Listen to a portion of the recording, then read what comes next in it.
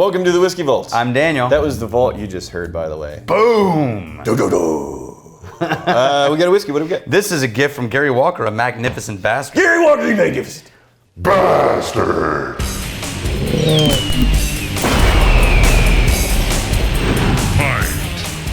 That feels good to do one of those again. Yeah.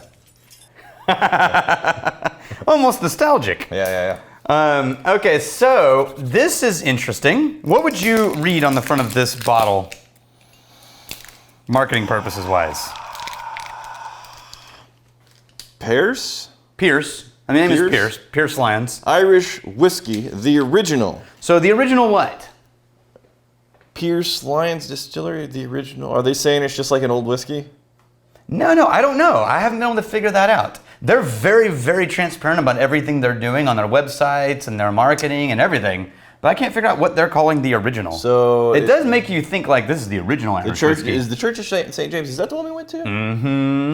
No. What did we go to? We went to, now I can't remember, but no, it's not, because this is down in the Liberties, down by where we went to Guinness. Inspired a whiskey we call the original. It conjures up a story of the Liberties and perhaps the type of whiskey that might have been enjoyed on a cold winter night in a nearby pub. Yeah. Mellow notes, shocking in Irish whiskey. Yeah. They're just saying that it's classic Irish, right? So, this is their main line. Okay, so there's probably, I'm saying, it's like probably one of the first whiskeys they ever worked on back in the day. Yeah. They're calling it the original. But their back in the day was 2013. So that's why it's a little, see what I mean?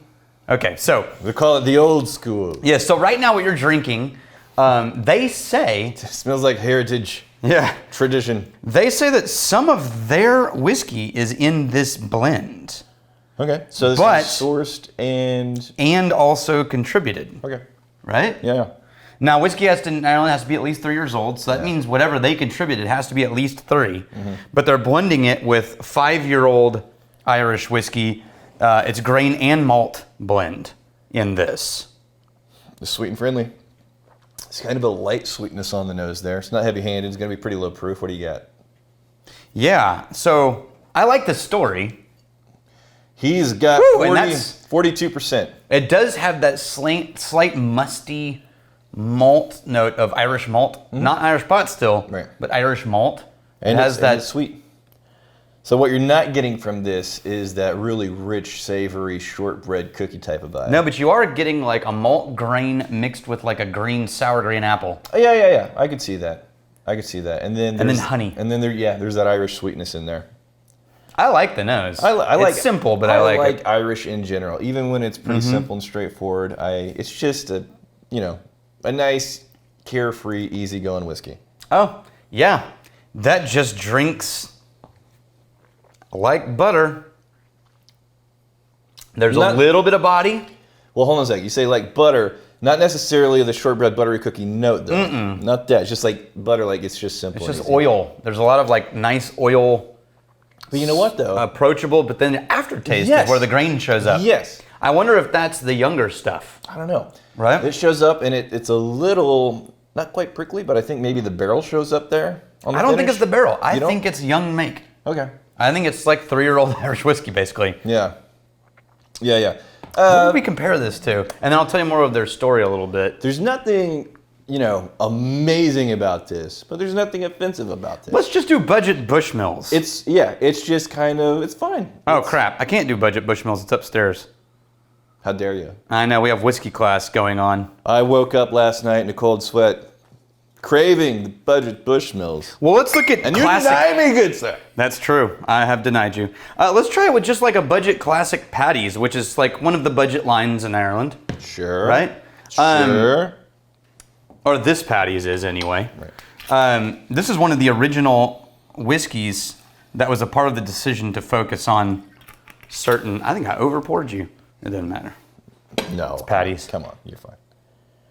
That's a little bit more of like a breadiness. This has way more fruit and way more honey. So what is that? This is Lyons. Okay. The Pearse has way more fruit and way more honey. Okay. This has way more like ethanol and grain.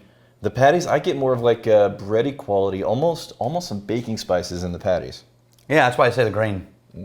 But it drinks flatter with none of the prickly, none of that Yes.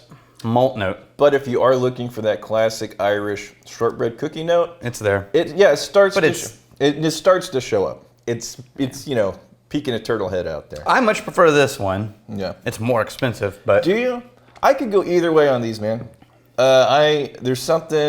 There's differences. go back to this These are and both- there's a little zesty tang that's not quiet malty funk. I get what you're saying.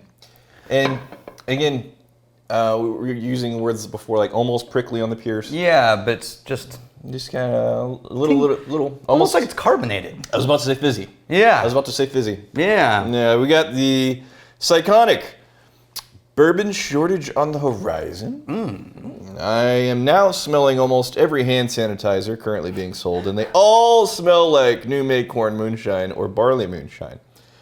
With so many distilleries making hand sanitizer for COVID, and some even redistilling barrel aged. Wow, really? Wow.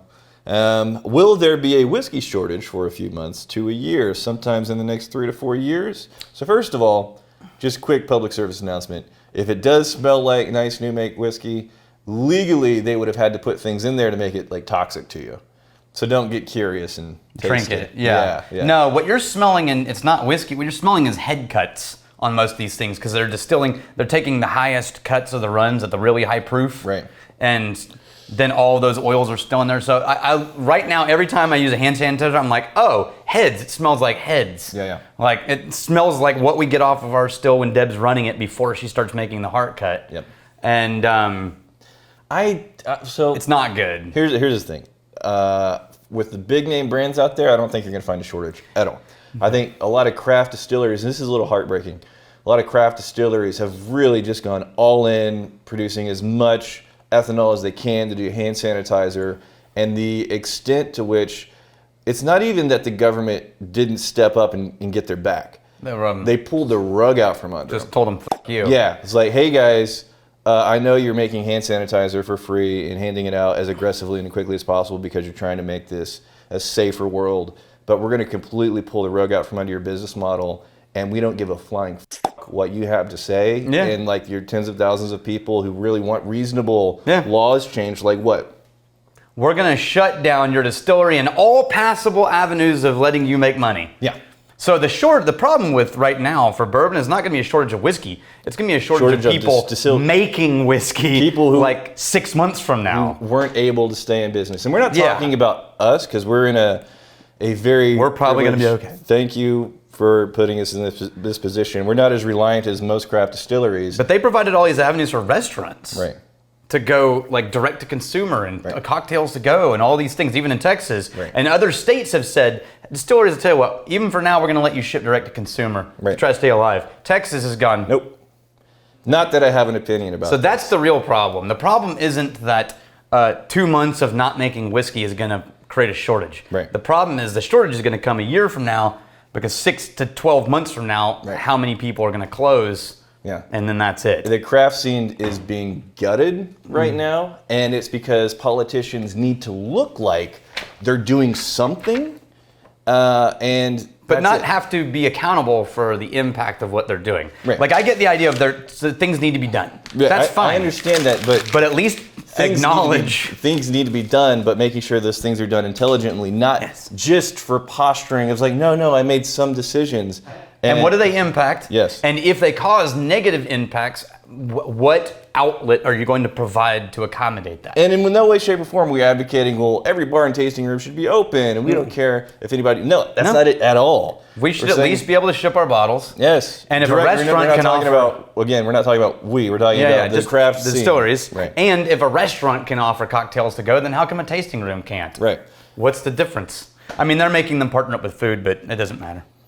Not that we have strong opinions. I know. No, don't even. It's too late now, but... V. Coogan, take 1 milliliter from every bottle in that room and make a mystery bottle. Drink it around a campfire with all your buds. Boom! 1 trillion views. I don't know about 1 trillion views. That'd be amazing. Right. But we are doing like the... So here's the thing. See that number right there? Yeah. That's the number of how many whiskeys are currently in that tank. 1 trillion? Yeah. In this tank, 233. Since January 1st, we've been pouring every whiskey we reviewed into this tank. Right. Currently, there are, and this is a 5-gallon tank. Currently, there are 233 whiskeys in this tank. Yeah. Okay. Yeah, right? All right. Yeah. Even though that's more days than there are days of the year so far, right, but it's because of Fridays. Yeah, and we have multiple. Sometimes we'll pull out like Well, I don't put the references in, but still. So V. Coogan, here's what we're gonna do. We're gonna do that later in the year. And if we don't get a trillion views, We're coming for you. here's to fighting, stealing, and drinking. If you fight me, fight for a friend. Steal, may you steal your lover stars. And if you drink, may you drink with us.